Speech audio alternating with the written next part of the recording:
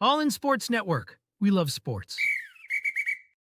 It is Wednesday, July 30th, right here on your daily fix for all things Texas Longhorns. I'm Tanner Carlson. That's Jake Jimerson. This is presented to you by Rogue Sports Network, and this is All in Horns. Today's episode, special team surprises on the Texas Longhorn podcast.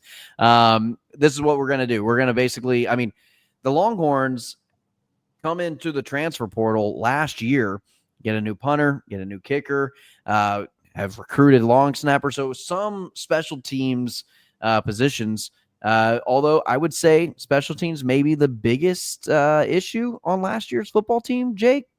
Yeah, I mean, they were close to the bottom of the nation in most advanced metrics when it comes to special teams, which is really all you have to go off of outside of kicking percentages and punt averages. They've obviously, like you mentioned, they went into the transfer portal. They've recruited a long snapper. They have a kicker and a punter in the class as well. It was obvious one of the biggest needs on the entire roster after the season was punter. I don't think it's talked about enough how much punting hurt the football team last year. And not being able to, it felt like Texas was always losing the field position battle. The defense I felt played the majority of their snaps inside their own 60 to 65 yards. Yeah, I mean, and here's what's impressive about the Texas defense last year. They gave up 26 total touchdowns last year. 26. They played, 15 games? Yeah. That's crazy, first of all. Second off, they were near the bottom of the nation, like bottom 10 in the nation, I believe, in opponent starting field position, and yet only gave up 26 touchdowns. And then what hurts you there is, your defense is always stopping them, but when the other team is near or at midfield, almost every possession, when your offense gets the ball, a 40-yard drive ends in a punt because you start at your own 10, you start at your own 15, and a 40-yard drive just gets you to midfield, which then either means you're going for it and missing it, and the defense then has to start there, or you're punting it and you're not getting a good punt because Texas had hardly any punts down inside of even the 20 last year. And so I think about how good the team was last year from a win-loss perspective. So many more of their games I feel like would have been put away earlier if the field position battle just went differently. And I think it got talked about a lot, but I think it kind of gets lost as we get further away from that season of how good that team was, while also always having to drive further than the other team to get any points. And then with Bert Auburn, a field goal was not a guarantee as well. Yep. Yeah. So then Sarkisian really didn't feel comfortable. He's like, I don't want to punt it. I don't want to kick it. I can't imagine it made his decision-making process very fun as a head coach. Your hands are tied after so long, especially when it comes to field position. And if you're at 4th and 12 and you're on your own 30-yard line, you're like, well, do I just go? Do I pick up the controller and just go? Do I just go? You're playing a matchmaking game in Madden or NCAA. Yeah, and just go for it. I mean, and then it leaves the fans to question your ability to make decisions. But your decision making is based on what your players are capable of doing. And Bert Auburn definitely took a big time slide down from the year before going into it.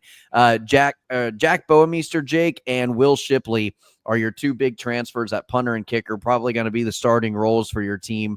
Mason Shipley. Will Stone is your 3-year letterman that you recruited in. But Mason Shipley and Jack Boemeister, Shipley coming in from Oklahoma State and Texas State from a season ago, and then Boemeister was first originally Australian. I feel like every punter in college football comes from that Australia school, like every single one of them now. Texas kind of felt like Texas started that trend, maybe like with the Mac Brown era. And then I remember it was kind of like the first, rugby style punt. Now nobody does the rugby style punt, but Boemeister was recruited out of Australia by Michigan State, and then transferred to Utah. Now he's at the Texas Longhorns. And so we talk about how it's kind of an underrated storyline. We gave a brief reasoning as to why it was an underrated storyline with the lack of field position, leaving points out on the field whenever you're inside your own 40-yard line on offense. But Jake, what is the actual true impact that some of these guys might actually have on this team in terms of that field position battle and how much it's going to help this team out? I mean, I think it changes some close wins into blowout wins. I think it could change a close loss into a close win. Special teams is a huge. Ohio I mean, State, It Arizona changed State, the SEC championship game. If Bert Auburn could just make a single field goal, he missed they two win of them in that game. the first Georgia game. Yeah. That game is much different in that fourth quarter if Bert Auburn can make a kick or two. And then how many games were there where people would go, why didn't Sark just take the points there? And it's like, well, because he doesn't trust his kicker, and why would he? Yep. I think it will change. I think Sark is still going to be an aggressive coach. I think if the analytics say to go for it, he's going to go for it the majority of the time. But I think he'll feel more comfortable. Hopefully, nothing goes haywire in Shipley's brain, and he can still kick the football for Texas. And assuming that that's the case, and he'll still be able to kick the football like he has most of his career, I think it'll allow Sarkisian to feel more flexible and not as kind of pigeonholed into I have to go for it. I mean, it was so bad that they ended up pulling Bert Auburn for Ohio State. They didn't end up really attempting any field goals in that game, but they did. It would have been Will Stone and not Bert Auburn, because he tried to stick with Auburn because Auburn had such a good season the year before. And I feel like that the great season he had the year before ended up hurting Texas last year, because you had to hope that he was going to get it back. And I'm sure practices maybe weren't looking as bad as the games, but when the games were there, every time he kicked it, I was like, this isn't going in. No, yeah. You felt shaky with Bert Auburn coming out on the field at any point last year. And it was a real detriment, because he came into the last season as probably one of the nation's top kickers. And quite frankly, I don't even know where he's at now. I don't know. I mean, probably out in the real world. Because he graduated, right? So yes. probably out in the real world, going could be trying out for teams, but I'd be shocked. The San Antonio Renegades or something like that. I think about when I went to that Texas Arkansas game as well. San Antonio Brahmas. Sorry, and you're watching warm-ups, and I was watching the punters, and I'd watch the Arkansas punter. I've watched the Texas punter. I'm like, this is like comparing a 7th grader to a full-grown man. Hey, Jake, can you name the punter from last year's Texas team? Is Michael Kern, right? Oh, okay, yeah. No, I completely forgot. I've completely forgot who it was. He was a true freshman. Give him credit. I'm bad with names, but with football names, my brain all of a sudden works for some reason. But Kern. Yeah, watching just the warm-ups, it'd be like that. The Texas punts went about half as far and had about a fourth of the hang time. It's like watching two completely different levels of football. Yeah. And then I'd watch the kickers, and I was watching Bert Auburn. I was like, wide right, off the post, short, off the not many of them were going in. And I was just sitting there in the stands like, how is Texas in the position? Because Arkansas was later in the season. I just remember thinking to myself, Texas is so good on offense and defense that this has somehow not derailed a game. And it obviously did end up derailing a game, at the very least, the SEC championship game. And they absolutely derailed that game. Texas wins that game with competent special teams. I agree. And how many, there weren't many, but how many national championships or games do you think that cost Alabama a chance at a national championship because of a bad kicker or because of a sloppy special teams play? Saban probably has another national title or two with better special teams play in a couple of those seasons. Yeah. I mean, it was a kind of a meme for a while about Alabama's kicking. And obviously the kick six play is one that is legendary. And that's the thing, is that it was like a 50-something yard field goal. I mean, it's a tough kick to make regardless. No, Alabama had way worse kicking blunders than that. That is the one that will live in infamy. Cherry on top. But I mean, that's one of the top college football plays of all time. I remember actually turning that game on, getting home late. And I was like, I got to get the rest of the Iron Bowl. I got to get to the Iron Bowl. I turned on the Iron Bowl, and it was Auburn celebrating in the end zone. And it was like, as you missed that live. He's running into the end zone as I turn the TV on, and they're going crazy. I'm like, what just happened? And then I had to see the replay and everything. Yeah, I tried to catch it live, and I missed it by like a fraction of a second.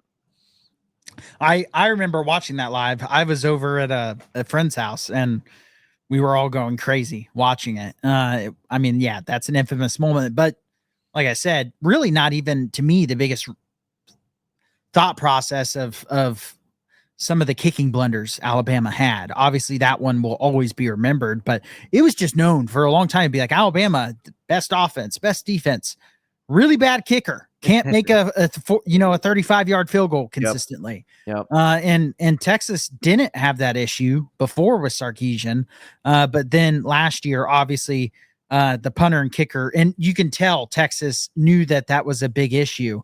I just got leaked on again by my vents. It's so humid here that my vents are leaking and I get water dripped on me. But you can tell Texas knew what a big issue was, and Sarkisian knew after they lost the SEC championship game, because with a better kicker, they win that game. With a better punter, maybe they win that game, or win an Ohio State game where it flips field position better. And I think the SEC championship game that you bring up, I mean, not being able to avoid Ohio State until a national championship, I think Texas gets to a national championship in that situation where Bert Auburn misses 2 field goals, makeable field goals, and it sends it into overtime, and then you lose in overtime to Georgia. Yeah, I mean, it's hard not to feel that way, right? Because if they beat Georgia, they're in where Georgia's spot was in the playoff, if not higher. And they, you have to feel like they're going to make the net. They played Ohio State the best out of anyone. They did have a close game against Arizona State. I think they took Arizona State too lightly. I think it'd have been hard to take Penn State or Notre Dame too lightly just because the name recognition is there. But that it's all what ifs, but it's just trying to point out how big of a deal this is that they went out and got a proven punter, how big of a deal it is they went out and got a proven kicker. And if they perform like they have previously and those results keep up, it really could flip some games, especially next year with a harder schedule. Is it sad that I'm excited to see a punt for the first time this year? You don't want to see it, but at the same time, we're going to see it in game 1. They're not going to go puntless against Ohio State. Maybe I'll look stupid. I would love to look stupid. And then that's a great way to look stupid. Not from turnovers, scoring touchdowns every time. And a field goal or 2. We get to see a new kicker. But I'm hoping just that first punt, it'd be magical if it just went inside the 10 and you'd be like, I don't know what to do. Their defense is backed up. This has never happened before. Yeah. The only time it happened where the opposing offense was backed up was if they went for it in the red zone and didn't get it. And why were they going for it in the red zone? Sometimes because of the analytics, but sometimes because Steve Sarkisian couldn't trust Bert Auburn. And obviously Will Stone wasn't impressing enough in practice to take over the job midseason. And he's a 3-year letter.